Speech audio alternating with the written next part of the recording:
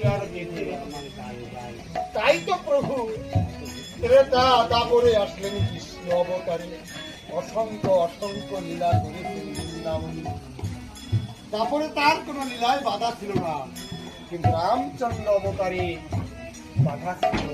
তাই তো বলে মর্যাদা পুরুষোত্তম রাম। প্রত্যেকটা রামের একটা একটা কথা যদি আমরা মেনে চলি, জীবনে তার কোনো অপমৃত্যু হবে না, অপঘাত হবে না। তাই আজ বাল্মীকি বলছে, খুশি লাভ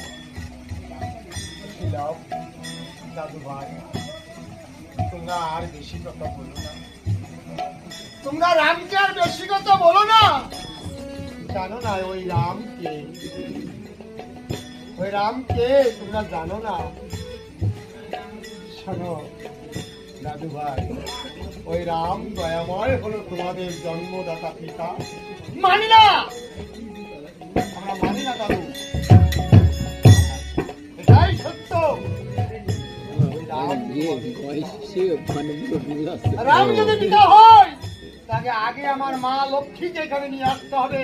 আমরা যুগলে দর্শন করে মাতার কোলে উঠবো, তখন 25 বছরের ছেলে মনে হচ্ছে।